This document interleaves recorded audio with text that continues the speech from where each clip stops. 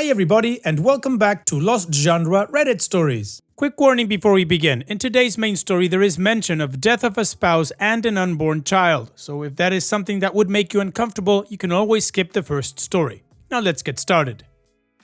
This post is from the subreddit Am I the A-hole and it's by user ResidentEffective14. Am I the a-hole for not doing a vasectomy reversal since my wife asks me to? I, 39 male, lost my wife and unborn son 8 years ago. She was hit by a drunk driver while walking home from work. I was devastated and couldn't even get out of bed for a long time. After years of therapy, I'm better now. I had a vasectomy a year after my wife's passing because I never wanted or want to be a father. Then I met Melissa, 35 female, 2 years ago through her sister, my co-worker. On our first date, I told her everything, including the fact that I had a vasectomy and would never change my mind about not wanting to be a dad. She said she had no interest in becoming a mom either.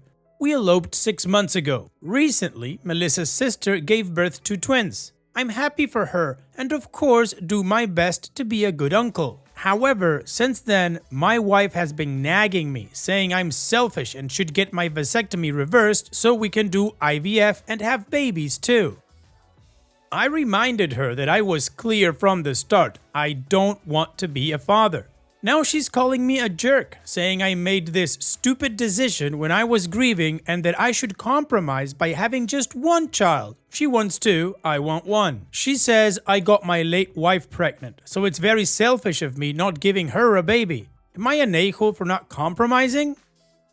No, OP, plain and simple, no, you are not an a-hole. I am so sorry for what you went through with your first wife. That must have been devastating. Again, so sorry for your loss. Now, regarding Melissa's demand, I understand people compromising between having one or two or three, but that's because they're both on the same boat of wanting to be parents. On your case, you don't want to be a father. You do not compromise having children or the number of children between 0 to 1. Now, of course, she is absolutely in her right to change her mind regarding being child-free or not, and you have absolutely every right not to. And this is something that would make the marriage incompatible. So if I was in your shoes, I would sit down with her and ask her about the future of our marriage, because it doesn't seem you guys want to go the same route. Additionally, and I have to say, I don't really like the tone she's taking with you by calling you stupid or selfish. So during that conversation, I would encourage her to at least be respectful and hear you out. And what do you guys think? Let me know in the comments section, and now let's check out the community comments. Canadian Saint NK says, not the a-hole. She doesn't seem like a good partner, to be honest. Bringing up your grief and throwing it in your face to try and get what she wants is so immature. I would probably divorce her and spend my money on therapy. It sounds like you've entered a toxic relationship for one reason or another, and it may be from unprocessed grief or trying to move on too soon and committing to compensate for time lost. It's okay to be in pain still. It's okay to visit the grave of your wife openly and regularly. Once a month is completely reasonable, to be honest. Find a partner who doesn't shame you for your grief and even supports you. It's important to live for the living, but that includes yourself, even if you believe otherwise. No one wants to see you sad and wrapped in a toxic relationship, both those alive and past. And Opie responds, I agreed on going on a date just to stop my family from pushing me. I even told Melissa right away that the only reason I agreed on this date is because I wanted to shut my family up. She laughed and said her sister had been nagging a lot to her about meeting people. We ended up talking for a long time. She was the only person I went on a date with after my late wife. I'm sure if I mention divorce, my whole family will gang up on me, saying I'm a fool since they love Melissa and would be thrilled if we give her a grandkid. Queasy Sport 7234 says, not the a-hole. You were clear from the beginning. She agreed with you and has changed her mind. I think it's okay for her to ask if you have changed your mind as well, but she knew what you wanted when she married you and she shouldn't expect you to change. Nagging you and name-calling you isn't okay. It's actually quite immature. She needs to decide what's more important to her now, being married to you or having children. She can't have both and she agreed to that. Also, if she really wants children, she should have them with someone else who genuinely wants children. Giving in to placate her isn't fair to you, to her, or to any potential future child. I'm sorry for the loss of your family. And Opie responds, I'm trying to be understanding and hoping it's the process of coming to terms with the decision she made when she married me, but I can't help but feeling guilty and doubting myself. And Cesaria Tertia says, how about this point of view? When someone loves their spouse so much that they don't want to just raise children, but want to enjoy all the colors of life and be only two without a third person. Having children is not the highest point of a relationship. For many couples, it is an attempt to save them or occupy their time with something because they have nothing to do together. Remember COVID? From this point of view, it is Melissa who does not love OP too much since he is not enough for her. Smiley face. And OP responds, I read this comment out loud many times. Thank you, I really appreciate it. I will talk to her as soon as she comes home and end it. She wants to be a mother. I won't get in her way. We are not meant for each other. Additional information from OP's comments. I don't hate kids at all. I just don't want to have a biological kid. She thinks I'm being unfair because I had a baby with my late wife. Melissa believes my vasectomy was a stupid decision that I made while I was grieving. Our life has turned upside down since my sister-in-law's twins were born. My wife constantly brings up my late wife and how I'm unfair to her, how I got her pregnant and, you don't love me enough like you did your stupid first wife. There were never issues. I'm not going to lie, I was hurt. I still visit my late wife's grave secretly at least once a month. It's more like talking to a therapist. I know it sounds weird, but it helps me. I've told her how I was hurt and miss her even more today. If life was fair, we would be walking our son to school this morning. It's back to school day in Canada, instead of me crying inside and wondering how he would look like today. Melissa suggested using sperm donors and IVF. She wants the whole pregnancy experience. I really don't want to raise a kid. I don't want to be a father. She got so upset. I'd rather live child-free and stay single than be married and raise a baby. I know this makes me a giant jerk, but I'm gonna be 40. I made up my mind. Still, Melissa said she doesn't want a divorce. I'm not making her stay. She wants me to change and gets furious when I say I won't. She says hurtful things which I know she doesn't mean. This morning, she called me an effing idiot because I refuse and don't want a child. She then said, it's been 8 years. Effing get over yourself. I just try to be quiet and to be understanding. But I love Melissa. I love her with my whole heart. I will forever love my late wife also. I don't bring up her name. There is no picture of her in our house. I don't talk about her at all. I don't want Melissa to feel self-conscious. When I met Melissa, she said she wanted to get married someday. I told her I never saw myself getting married again, but if that's what she wants, I'm open to it. She suggested elopement and I loved the idea of not having a big wedding. Honestly, with my late wife, I wanted a family. With my current wife, I want companionship. 2 different versions of love. I even told her that. Alright, well, the community agrees that OP is not the a-hole and that he should just probably talk to his wife regarding the future and how to move on with divorce. But apparently, Melissa really doesn't want that and she really gets furious with OP when he just stands his ground. Again, the way she's treating OP I think is absolutely uncalled for. So now, let's move on to the update to see how this story ends. I'm out for a walk right now because we had a big argument and I needed to cool down. I had a calm discussion with Melissa where I reiterated that I've been upfront with her from the beginning. I decided to have a vasectomy because I never want to be a father. This wasn't an impulsive decision and I will never change my mind. I shared with her that the first time I stepped into my son's nursery after the accident, I had a complete breakdown. Everything was ready. My late wife was 2 days past her due date. Everything was there except them. To this day, I feel sick looking at a nursery. I told her that if she really wants to have a baby, I will leave peacefully. We can have an amicable divorce and she can find someone who shares her dreams. She rolled her eyes and asked, how long are you planning to use this trauma card? Why can't you be a man and effing move on? I told her my mind was made up and that divorce is our only option. She became furious. She said she would make my life miserable during the divorce process, called me an infertile limp penis, and said I was pathetic for not getting over some dead bitch. Wow, that's despicable. I left the house for a walk. On her Instagram stories, she posted a picture of annoyed Cillian Murphy with the caption, "When you want to be treated like a princess, but it's 2024 and your man acts like a princess. Currently my life." I texted my co-worker to see if I can book an appointment with his wife, who is a divorce lawyer. Thank you again for all your kind help.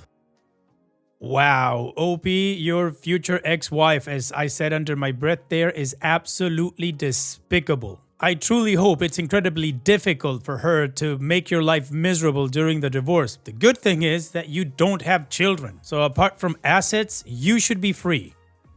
What a horrible person this is, that she can't respect your trauma, mocks you for it, victimizes herself online for it, and then threatens to make your life miserable. Honestly, OP, I hope for you that you can be rid of this person as soon as possible. And to that regard, I wouldn't talk to her personally ever again. Everything must be through email, text, and through your lawyers. That way, you can use anything she says in anger against her and be free of that monster quickly. Take care, OP, and thank you for sharing. Now, let's move on to the next post that also has an update. This post is from the subreddit Am I the A-hole, and it's by user Grandma66. Am I the a-hole for telling my niece that I will not pay for a $5,000 wedding dress when her and her boyfriend have lived together for 10 years and have 3 kids? A little background. My husband's niece lost her parents when she was almost 11. She lived part of the year with us and part of the year with grandparents from her dad's side. One day, not long after the funeral, she came out of the blue saying she will not have anyone to take her wedding dress shopping or buy her one when she grows up. I told her not to worry, that between Grandma J and us, she won't be alone and have a pretty dress. Of course, when she graduated high school, she said she was never going to get married. She then met her boyfriend in college. They moved in together, and when she became pregnant, she quit school. This, of course, disappointed her grandparents, and even more so after she told them they were not getting married just because of a baby. Speed up 10 years and 2 more children. She and her boyfriend come over and announce they are finally going to get married. I, at first, thought of a courthouse thing or even an intimate family gathering. She then came right out and said, "Do you remember when I was 11 or so, right after mom and dad died, you said between you and grandma would find me a dress?" I replied, yes. She then showed me 2 dresses from a magazine. One was around $7,500 and the other one was $4,960. She then said we could get her one of those 2. She then said that since her grandmother was also gone, if I was also willing to help with not just the dress, but some of their $29,000 other costs. I told her that when I said I would help, it meant go with you to find one and contribute. Also, it was assuming you were not playing married for 10 years before deciding on getting married. I am not against you having a wedding after all this time, but you have had so many years to save up as well as having pretty much been living like a married couple. Something simple would be more appropriate. So I offered to take her to a local bridal salon and put up to $1,500 towards a wedding dress. I even brought up their site and showed her all the dresses they had, which all but 2 were under $1,600. I also reminded her that the money she had from her parents' trust that was set aside for college and wedding, she used to buy her boyfriend a car. She got mad and said her kids will hate her for not having one of those dresses. The kids are 9, 6, and 2. Have not heard from her since. We are on Social Security and barely make it now. I know things cost more these days, but have seen many dresses even less than what I offered. I feel that she should have saved whether on their own or her inheritance. Am I wrong for not helping fund the wedding after all these years? No, OP, because it's not that you're saying you will not support her. You are going to support her within your means, within the capability that you have at the moment. Unfortunately, that does not match her expectations, but that's a her problem, not a you problem. You even showed her ways in which buying her a dress could fit within the budget that you have, which is already tight considering you're on Social Security. And also, you're absolutely right. She's had a long time to be able to save. Yeah, even though she's got kids and kids are not cheap. 10 years. Come on. So no, OP, you're not the a-hole, you're not moving the goalpost or anything. You offered her a dress or to help her out, but she wants $35,000 or more if she can have it. So no. What do you guys think? What is your judgment? Let me know in the comment section, and now let's check out the community comments. Harry Lover 2020 says, she's acting incredibly entitled. The duration of their relationship should have no bearing on what you spend on her dress. $5,000 is way too much, especially with you on Social Security. That would be incredibly irresponsible for you to spend that much. And do you really think her kids will give a rat's ass what dress she wears? Neopinks says, not the a-hole. Your niece is immature, entitled, and delusional. How delusional is she to think that you can afford thousands of dollars for a dress and her wedding when you're on Social Security? Seems like your niece has a long history of making foolish, life-sabotaging decisions. She thinks she is entitled to a wedding she can't afford. She isn't. Pathetic that she said her young children would hate her for not having a $75,000 dress. She sounds like a spoiled preteen having a tantrum over not getting everything she wants. Not the a-hole. And Amazing Reality 2980 says, not the a-hole. Tell her she gets $1,500 and if she wants a fancier dress, she'll have to cover the rest. She's being ridiculous and seems to think she's entitled to make you pay whatever she demands. Most parents who offer to help also set a budget. Most brides are not giving unrestricted funds for a wedding. My daughter went to a consignment shop and bought an $8,000 dress for $800 and it was beautiful and nobody knew the difference. Additional information from OP's comments. For years they said they were not getting married. After college, he is doing okay. They even have a house. In some states, they would consider them being common law already. I just couldn't believe $5,000. However, a lady from my church had a hunch of where she got this big idea that even after living together for so long, she should have this big deal. My church friend told me I needed to watch a program called Say Yes to the Dress. I did, and was watching these ladies picking out $70,000 dresses for even wedding renewal, and many of these other were getting $5,000 or more dresses, one for the ceremony and one for the reception. They were having weddings in the hundreds of thousands. On top of that, was reading one of the bridal guide magazines she left, and this bridal consultant put that you should spend no less than 1 month of your income on the wedding dress. So the community agrees that OP is not the a-hole and that the niece is just dreaming way too big for what she can accomplish, and asking of so much from OP is not right. So now let's move on to the update to see how this story ends. Thanks for all the responses, both good and bad. My husband ran into her boyfriend, Mike, at the gas station. He asked him about this wedding and her demands. Mike said they were pretty content with the way things were because they considered themselves soulmates all these years, minus the certificate. What happened was that their oldest child was getting teased that their mom and dad were not married, so they were not a real mommy and daddy. Even though they tried to assure her and did speak with the school and bully's parents, their daughter was crushed. They then discussed going to the courthouse and getting married, so they have the paper. She then thought after some program that they could have a nice wedding.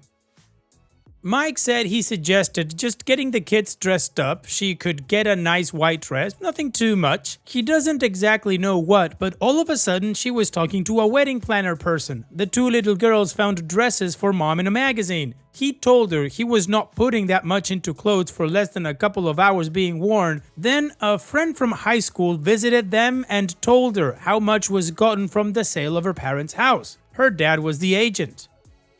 From then on, she was obsessed with thinking she had more coming to her. My husband explained it to him. He felt horrible, I guess. He said he appreciated the offer, but she was no longer our responsibility. She is his. I feel a bit better.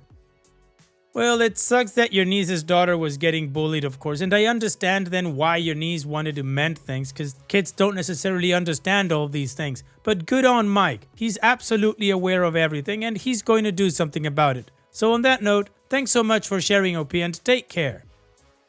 And that's it for today's video. Thank you so much for taking the time to watch it. Now, if you've gotten to this point in the video, I assume that you like these stories that I'm reading out, so here are a couple more that you might enjoy. And if you don't have any time to watch another story right now, save it for later, and also, don't forget to hit that subscribe button.